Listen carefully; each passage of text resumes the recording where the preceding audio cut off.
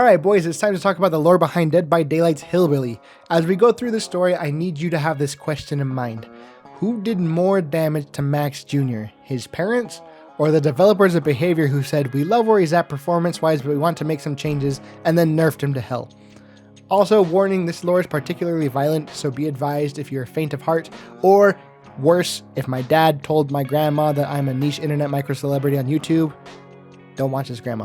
Max Thompson Jr. was the son of Evelyn Thompson and, shocker, Max Thompson Sr. However, this comes with a bit of a caveat as he gave himself the name Max Thompson Jr. His parents had the perfect name picked out, but then he got tangled up in the umbilical cord and he came out looking a little crooked and disproportionate, and they thought, maybe we should save that name for the next one, and opted to leave him nameless, instead calling him Boy. They kept him locked in a dark room with just a TV, completely unrelated to anything else, but the two shows which he watched were Leave It to Beaver and Adventures of Superman, which means this probably took place in the mid to late 1950s or shortly after. Anyway, all that TV made Boy start to fantasize about his own life as a TV show where his father was so proud of him that he named him after himself. So that's where Max Thompson Jr. comes from. Boy's parents did some horrible, cruel things to him that made his disfigurations worse, like keeping him chained to a wall and spilling boiling water on him. On accident. That's the kind of people they were. You see, Mr. Thompson, that's the father, owned a farm called the Coldwind Farm. As a farmer, he made his living selling crops, animals, and animal byproducts.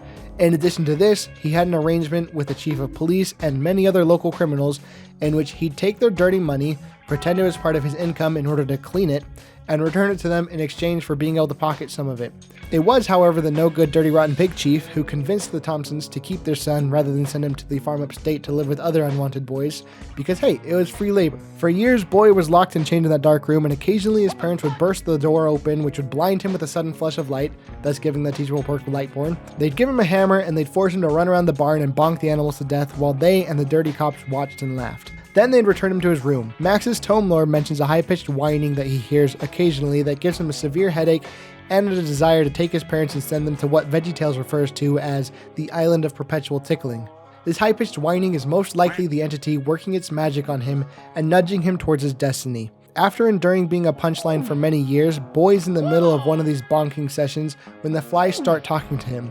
Which, if you're a very smart person, you'll know that this is impossible because flies only speak Italian. So with that in mind, we can assume that this is the entity speaking to Boy. It reminded him that the pigs his parents keep in the barn are named Duke and Donnie. The pigs. His parents gave name to the pigs, but not to their own damn son. This made him snap. To him, it was all a blur, but when he came to, his father was sent to the Island of Perpetual Tickling, along with 3 dirty cops named Don Ray and, you guessed it, Jim. The police chief was still alive and screaming at him, but Boy managed to escape.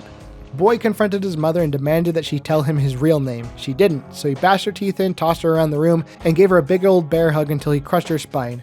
In her last moments, she looked at him with such disdain that it prompted him to tear her eyes out and crush them. He thought to himself that they were about the same amount of squishiness as cow eyes. The chief of police called for backup from several more officers, and the next few hours is just Max Jr. soloing the entire server and getting the #1 victory royale. He even bashes a guy's head open and uses his brain matter as a stress ball. Over the course of the day, Max gets shot in the leg and bit by dogs, which causes him to have a permanent limp. However, when it's just him and the chief left, he clutches the W by stabbing him in the stomach, pulling out his bowels, kind of like what Burger King feels like, and then feeding the chief to Donnie and Duke. He then proceeds to turn Donnie and Duke into bacon. He continued to live out his days on the Coldwind Farm, chasing down any person or animal who roamed the property. Presumably, he did this with a chainsaw at some time and tinkered around with it, but it's never really mentioned anywhere in his lore, so I don't know. But anyway, that's how the boy named Boy became the man named Boy, and then later became the man named Boy that Behavior nerfed into the ground for no reason 2 months after I picked him up as a main, and I'm still mad about it. The end.